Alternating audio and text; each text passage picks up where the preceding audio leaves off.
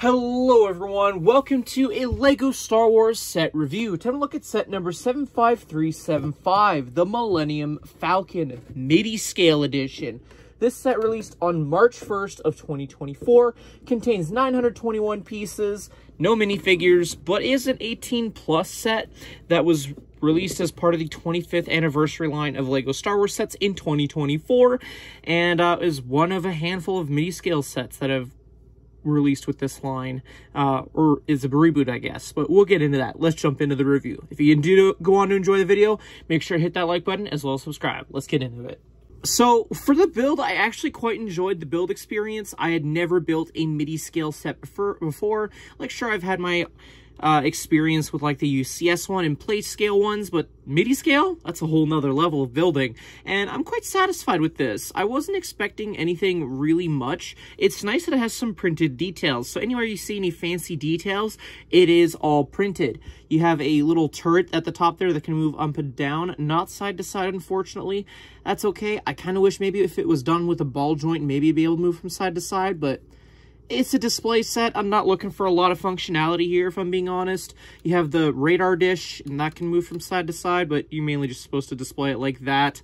Again, everything that you see that has detail is all printed, which is just really, really nice. And it does have a brick-built stand, which can be easily removed. Like, yeah, it just is a really cool stud connection. So you guys see how that stand is built right there. But flipping to the underside of the Falcon, you can see how there is an empty space for the stand to connect, as you guys can see right there. And I guess if you really wanted to, you could display it any way you want. There would be a little bit of a balance indifference, but you could just mirror build the stand to your liking with which way you want the Falcon displayed. But putting the Falcon to the side for a second, and talking for a minute about the display stand, you have a printed plaque that says LEGO Star Wars Millennium Falcon.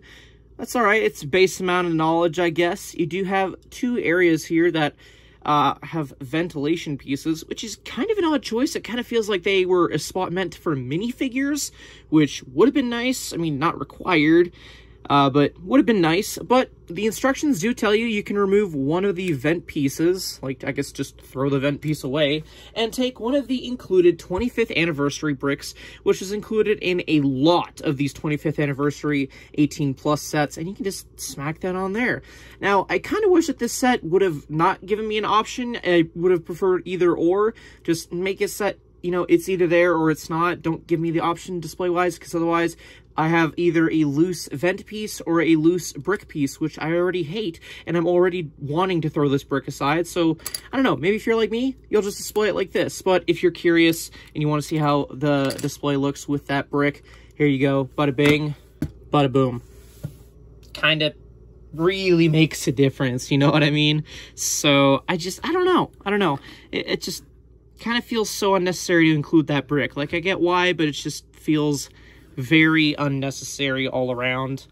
But again, really feels like you could have added minifigures here, but I don't know. Anywho, I do want to talk about one more thing about the Falcon before we look at what else is included with this set.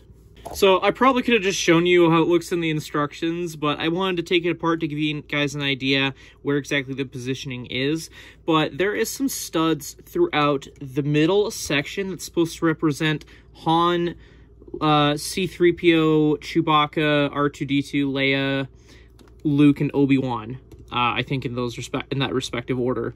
It does include I want to say rare-ish at the time of this recording, tile piece that's supposed to represent the checkerboard, and thankfully you do get an extra of those, but it's still cool. I wasn't expecting a interior printed detail like that.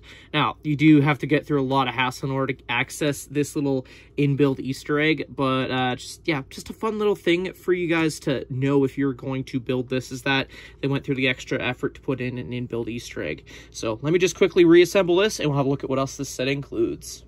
Alrighty, so having a look at the instructions, it looks okay. I don't know how they could improve the cover of the instructions. I mean, you got the QR code. We all know what that does. Flipping it open to the first few pages, you have a foreword by the set designer. So feel free to pause the video wherever you guys see fit if you want to have a read at all. And it continues on. So it really does feel like a UCS or just a collectible set with just them adding this in the instructions. And of course, you got a little page for saying it's the 25th anniversary. Flipping open throughout the build, you do have the occasional moment where it tells you a little factoid, like that little Easter egg I guys told you about that was in the build. Another one, for example. And the final Easter egg. Progress bar is a regular progress bar, since again there's no minifigures, but flipping all the way to the back just shows you the completed model, as well as like the option to swap out the printed brick. You get a parts listing, no advertisements for other midi scale Star Wars sets, and then just Star Wars on the back. As for extra pieces, this is what was included with my copy of this set. Overall, for a midi scale Millennium Falcon, I actually don't mind this set. I think it's probably one of the more fairly priced midi scale sets, as the other ones are around the same price point with significantly less pieces. We're talking like 300 less pieces or around that area for around the same price. So this is definitely the best value out of all the midi scale sets currently available as of the time of this recording. So I'd say at full retail, it's a nice, enjoyable display piece. I would recommend picking this one up out of all the other midi scale ones. Again, just you're getting more pieces and more value of a build experience. You can feel the heft, and it's a nice set. It's iconic. So yeah, I don't see why they included this brick. This brick honestly feels overused with a lot of these 25th anniversary bricks. I feel like it could have been excluded from this set. Just kind of felt like it was thrown in there. Whoop-de-doo. As for including minifigures, I know some people will think maybe they should have. I'm honestly, I could live without. I see this just as a ship display set, and as that works great for me.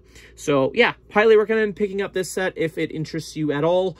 But yeah, that pretty much sums up my thoughts. So let me know yours in the comment section down below. If you did enjoy, again, please feel free to hit that like button as well as subscribe. And yeah, I'll see you guys in a future review. Take care, guys. Bye-bye.